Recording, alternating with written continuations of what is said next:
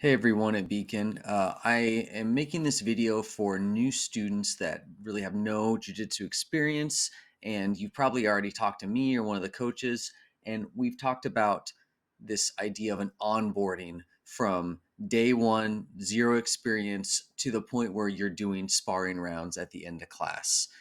Now, what most schools do is maybe your first class, they'll say, hey, you don't have to spar, you can just watch. There's some schools, a lot of schools, that on your very first class, they say, go spar.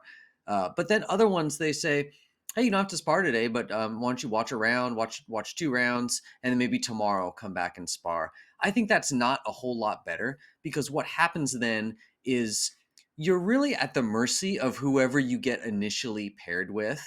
That person might be really, really hard on you. They might just give you a brutal beatdown and then you just don't want to come back again. But in any case, even if you do get a good training partner, I think that a lot of times schools don't really set the table of what is this? Why do we do it? And what should you be doing? And then what you do is you come away with completely unrealistic expectations. And then you're like, oh my gosh, like every night I'm getting beat. I haven't submitted anyone yet. And then you start thinking, I'm no good at jujitsu. Jiu-jitsu's not for me. So what we want to do at Beacon is to create this bridge between day one and sparring where you slowly kind of get acclimated to it. And part of that is just giving you information about what you should be doing, which I'm doing right now. Okay, basic level. What is sparring? You already know what this is, right? This is where instead of playing a part of the game of jiu-jitsu, we play the whole game, which is you're typically going to start standing. Someone's going to try to get a takedown. Both you try to get takedowns. The fight will somehow get to the ground. Then the person on top generally is going to try to move to better and better positions, and they're going to look for ways to submit you along the way. And then the person on the bottom is also going to look for opportunities to submit the person on top, but they will also look for opportunities to go from the bottom to the top.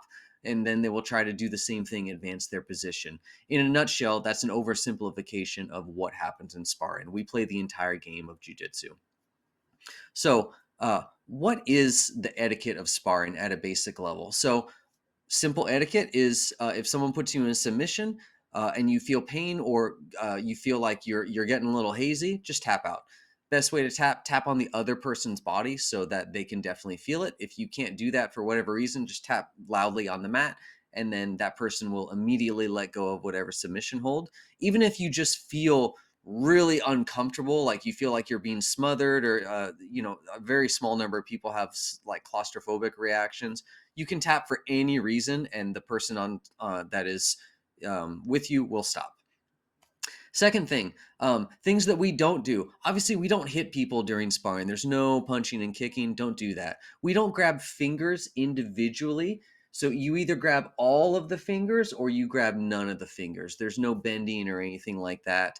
And then just use your common sense. Obviously, we're not going to be grabbing certain body parts like the groin or the hair or things like that. We want to focus on like whole body control, not doing a bunch of dirty tactics that require like zero technique and zero training. Second is slamming. So it's rare, but what could happen is if you're a very small person, someone might be able to pick you up off the ground and slam you back down to return you to the mat. And that's not fun. It's not safe. So we don't do slamming. If you are in a position where you're picking someone up, do not slam them down, set them down gently. If someone picks you up, as they're picking you up, it's completely fine to just tell them, don't slam, don't slam, don't slam, set me down. And sometimes I say it just like that because if their adrenaline's pumping, it's okay to be forceful and direct that slamming is not acceptable at the school and it's not safe. Going out of bounds. You run into a wall, you run into another pair that's grappling, stop the round and move to a safer part of the mat where you can then reset. When you reset, go to generally the same position that you were in when you stopped rolling. So don't start over. If someone fought really hard for a good position, reset in that position so that they can keep working. I want to talk about coaching mid roll. We generally discourage stopping the sparring and talking through what's happening, trying to give the other person instruction or asking for instruction. The reason is because we have 2/3 of class is dedicated to teaching you how to do new things, getting better at jujitsu. Sparring is a time that is really just for you to try to apply what you've learned or to let the other person try to apply jujitsu to you. Now, what sucks about that when you're new is you don't know enough, right? There's still huge gaps in your knowledge. So there will be positions where you won't know what to do, but that's okay. And as a result, you might feel helpless. So you might feel a little bit out of control. That is part of the jujitsu experience, right? It's important that you get comfortable being in bad positions. So that feeling of angst that you get when someone is really, really close to you and they're doing mount controls on you, they have you in a really good side mount. If you feel like you're a little bit uncomfortable there and you feel like you really want to get out and you're starting to feel some claustrophobia, it's important to just go with that because over time you'll get desensitized to it and it'll start becoming a strength that you're not off put by closeness or by physical contact. That's what's going to help you transition into being a great grappler. And don't worry, because over time, when someone newer than you comes in, you will help them overcome that hurdle and that discomfort, just the same as someone probably is helping you when you're starting. Okay, what should your goal be? Most people will say that your goal in sparring is to submit your opponent and to not get submitted. I disagree a little bit because here's the deal. When you first start, you are going to get submitted often and you're not going to be submitting your opponent. Jiu-jitsu wouldn't be an effective martial art if someone could walk in off the street and experience success against a trained jiu-jitsu person on the very first day. That's not going to happen. So, what is a better goal? A good goal is when you're on the bottom, you want to get your legs between you and an opponent. That is a great goal. Get your legs and your hips between yourself and an opponent and use it to create space. If your opponent has gotten past your legs, then you need to create space using frames, using shins, right? When you're on the bottom, you're generally defending. So you want to be creating space. When you're on the top, you want to do the exact opposite. You want to eliminate space. You want to get past people's legs. You want to get your chest connected to their body and you want to hug them as close as possible. Don't worry about submitting them. Just completely eliminate the space and get yourself vacuum seal connected to them. If they are experienced in jujitsu, they will know what to do. They will start creating frames and doing jujitsu techniques to create space. So that's a great goal in the beginning, which is think of everything as a simple I'm creating space or I'm eliminating space.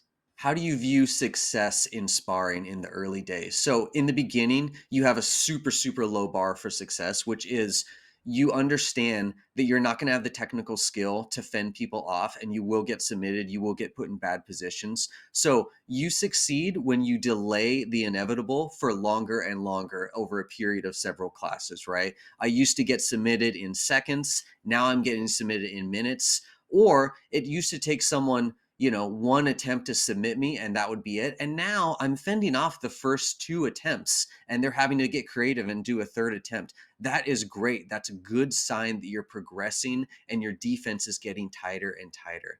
After that, your bar for success starts slowly inching up.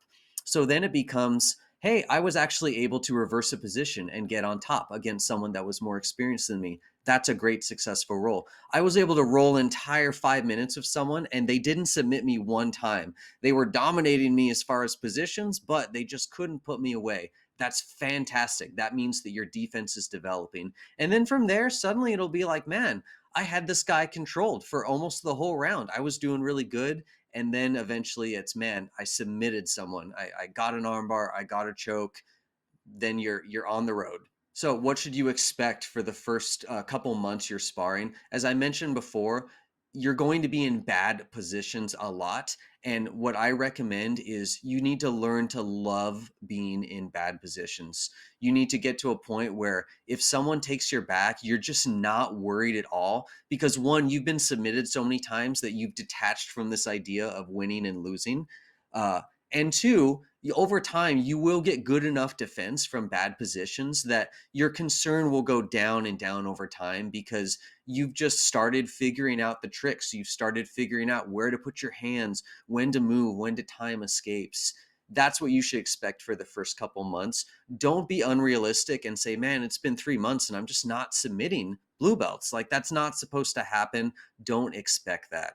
And then lastly, thinking about what the future holds. I don't want you to think that I've painted like a grim vision of sparring, but I think I painted a realistic one. But think about this. over time, you will get better, right? Everyone starts this way. When I started sparring, I got the crap kicked out of me for months and months and months because I was at a really, really tough and rough school. But everyone eventually turns the corner. It's not going to take that long. And you might not even realize how good you're getting until a new guy or girl walks in and they do sparring for the first time and they get paired with you. And suddenly you're like, wow, it's so easy. This person can't do anything to me. It's like playing with a child, right? A lot of times when you're rolling day in and day out with other white belts that are at your skill level, blue belts, some of the coaches, it's hard to tell how good you're getting, but everyone remembers that moment where they were rolling with someone with zero experience and they realized like, wow, I've gotten a lot better. And this is actually not that hard at all. Everything that the coaches said would happen is happening. So just hang in there. And then once you have that experience, help that person, right? Help reassure them the way that someone's reassuring you and say, hey, man, just hang in there. Like it's going to get better. Let me stay after class. Let me show you a couple things that I saw. Be that great mentor so that they can have the experience that you had, which is hopefully a positive one. I hope that's helpful, everyone. I'll see you on the mats.